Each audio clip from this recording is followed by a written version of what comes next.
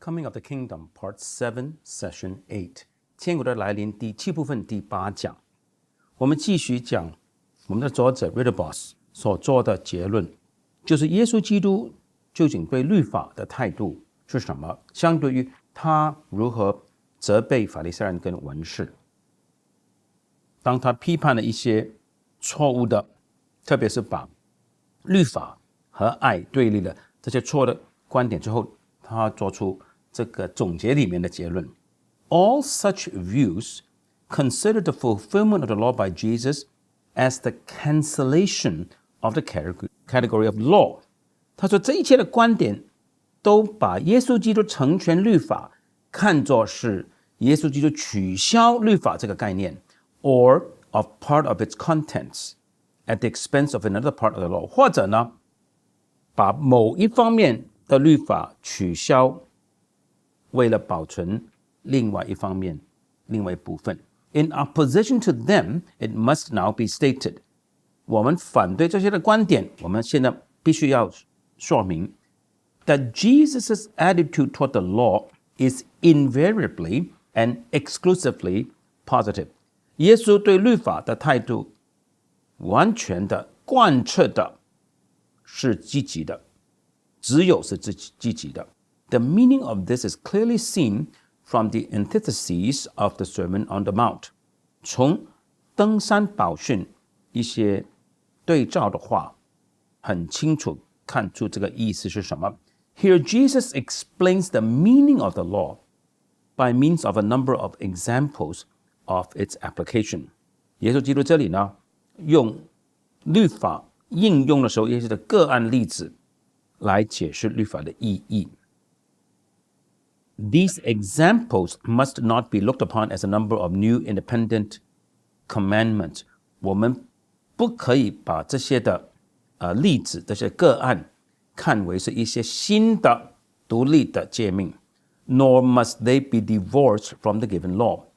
也不可以把这些的个案和上帝已经颁布的律法把它分隔 ，but they must be viewed within the scope of the whole of the law. 这些的个案必须要从整个的律法的整体的范围来看。Jesus does not give a new description or summary of things ethical.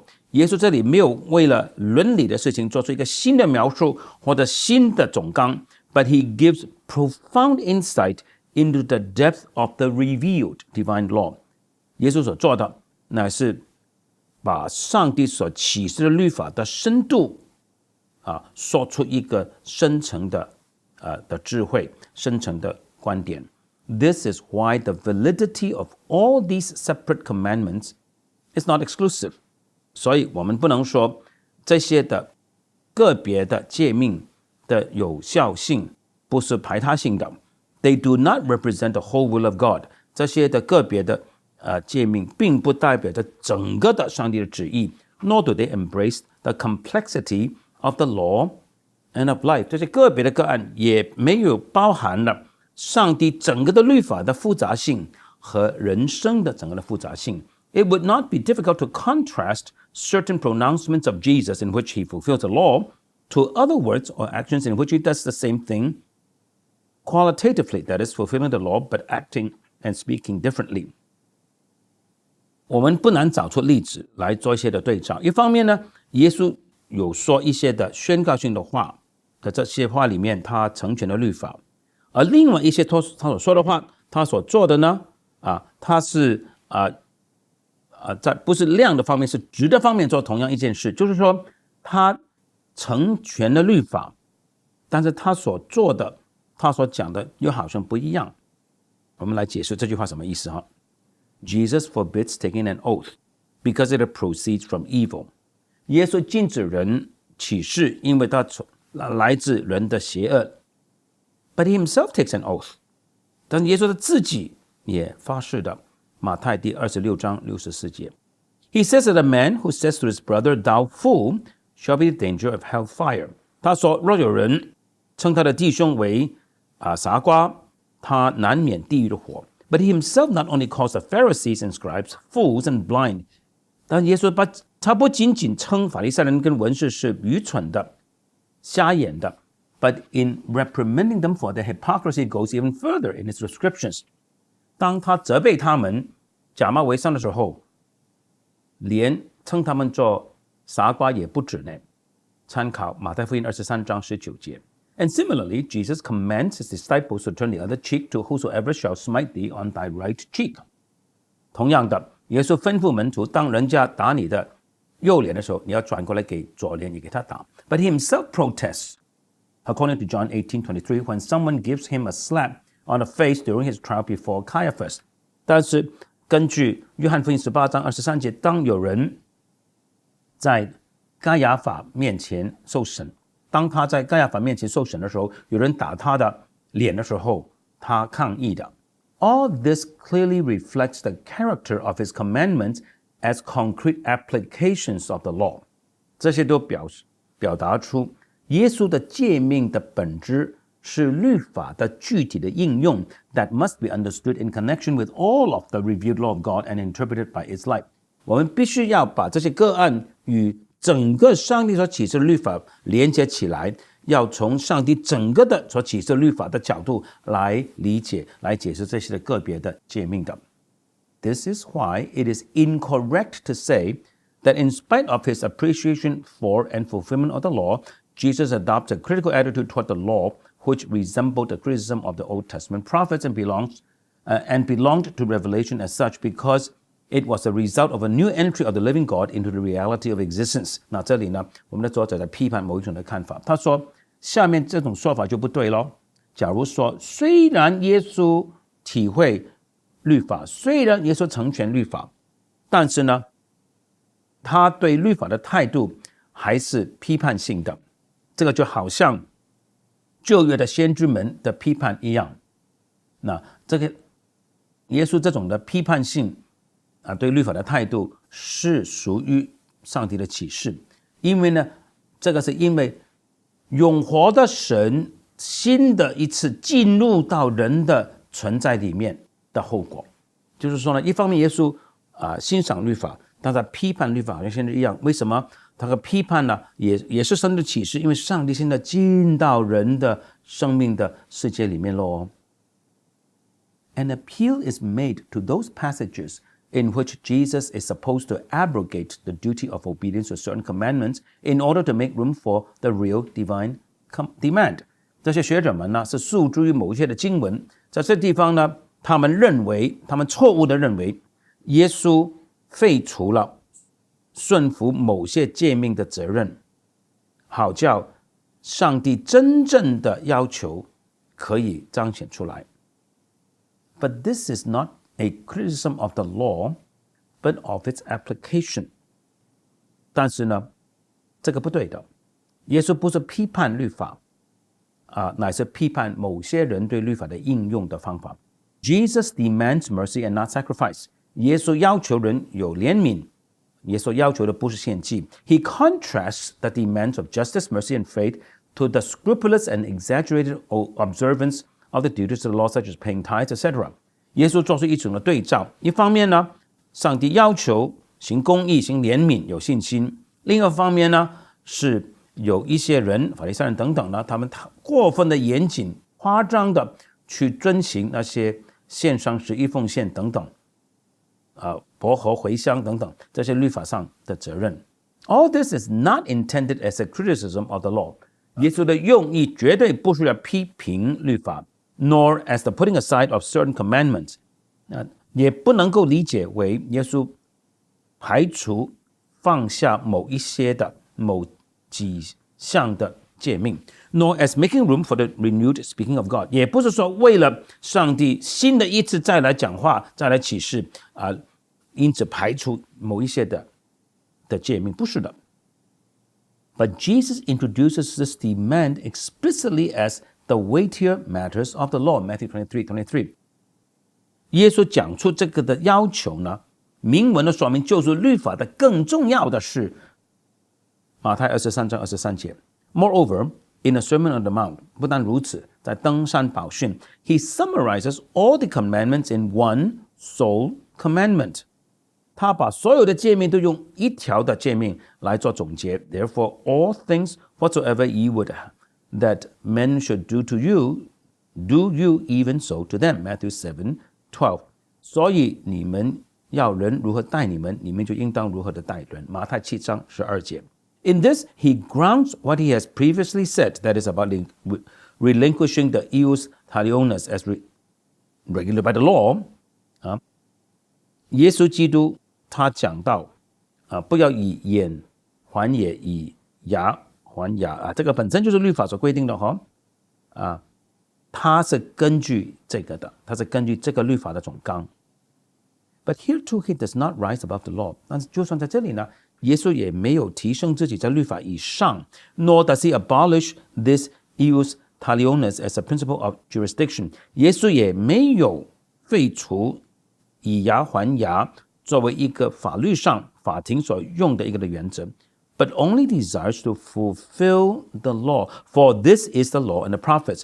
耶稣只想要成全律法，因为律法和先知就是讲这个。There is no question of any criticism of the law, nor of its negation. 这里完全没有批评律法，完全没有否定律法。Not even when Jesus rejects an appeal to the letter of law. 就算当耶稣拒绝按照律法字面来诉诸律法的时候，他也没有批评律法的。For such rejection is again and again paired with a renewed appeal to the law on the part of Jesus. 因为耶稣拒绝某一些的字义的表面的遵行律法的时候，耶稣同时再一次的诉诸律法的。Only on one point, although a very important one, has the law been suspended. 只有在一点上，很重要一点上，律法是暂时不生效的。That is, when its contents can no longer be made compatible with the meaning of the administration of salvation inaugurated by Jesus' coming. 就是当因为耶稣来了，救恩展开了，当救恩施行的时候，某一些的律法的内容呢，与救恩的施行的意义不符合的时候，某一些的律法是被搁置的。This is not due to the mobility of revelation. 那个不是因为上帝的启示有什么滑落移动 but to its progress in the history of salvation. 但是因为上帝的启示在整个救赎历史上是有所进展 in which the validity of the Old Testament law is placed under the condition of its fulfillment. 那现在呢，旧约律法的有效性是放在整个律法被成全的条件之下。Here, the term critique of the law is not to the point. 所以你说批评律法呢，这个你错过了要点。Between Jesus and the Pharisees, there's only the zeitgemäße, up-to-date, verifiable meaning of the given law. 耶稣和法利赛人之间那个辩论那个问题在哪里呢？就是上帝已经颁布的律法，那个合乎当下的时候能够证实的意义是什么？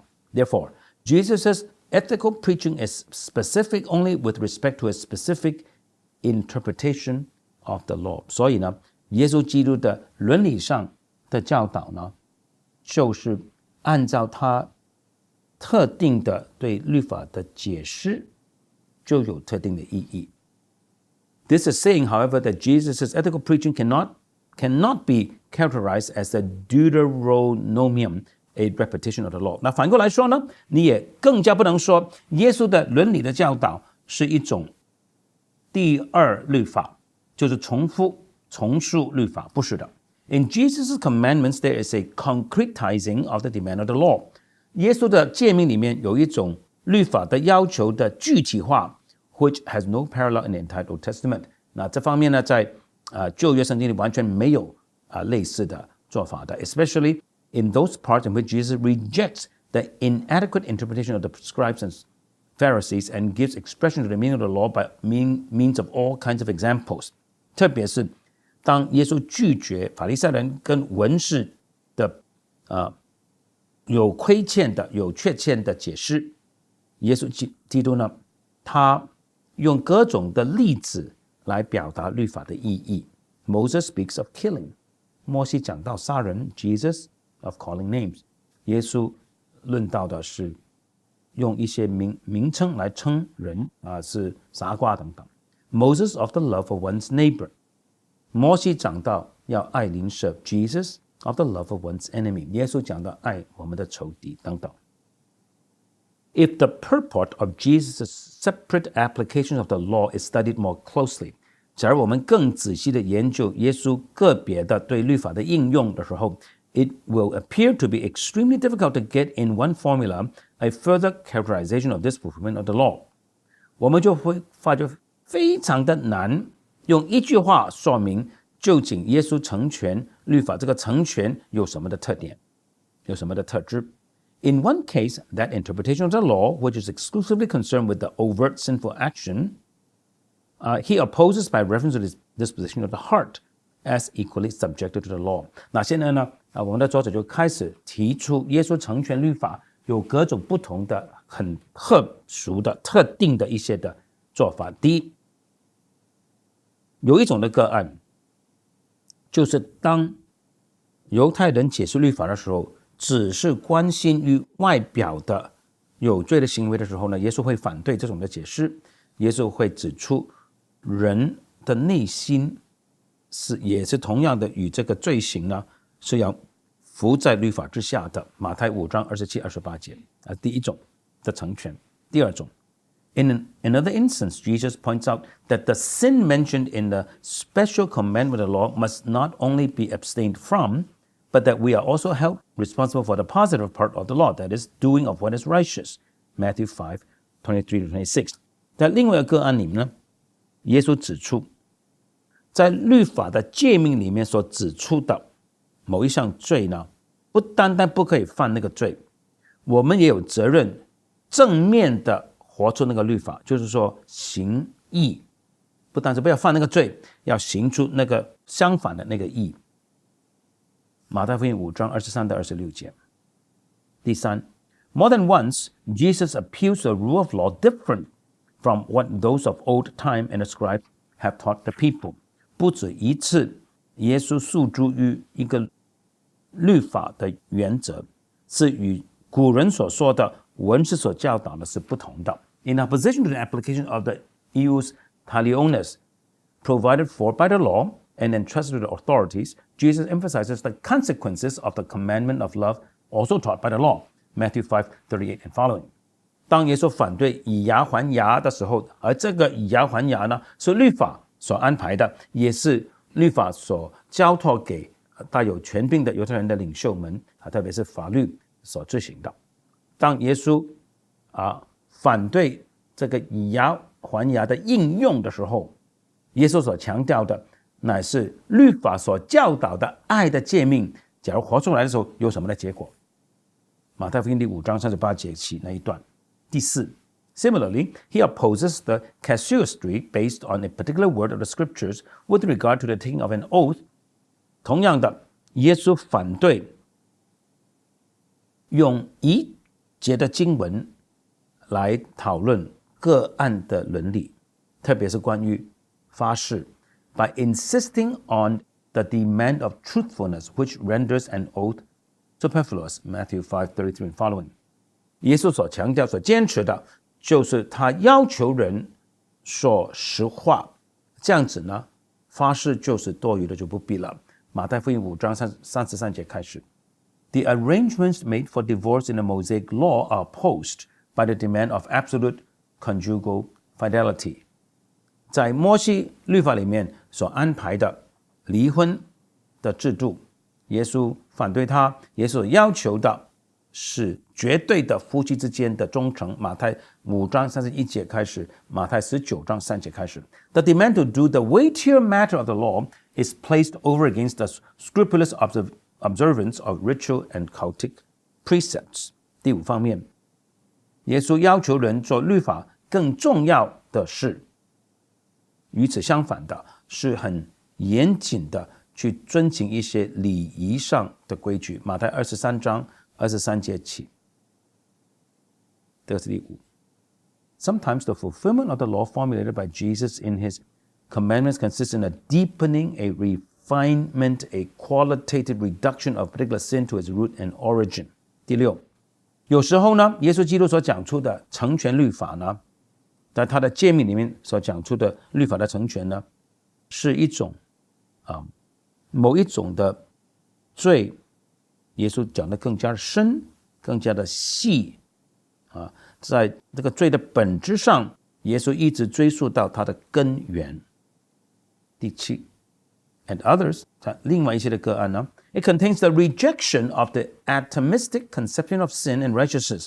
耶稣拒绝一种用支离破碎的方法来看罪和义 ，and sets God's demand in the light of the original meaning of the whole of all the divine commandments。他把这支离破碎的事情呢，从整个的上帝的诫命和原来的意义这个角度来看。It is always the law that Jesus claims to maintain and fulfill.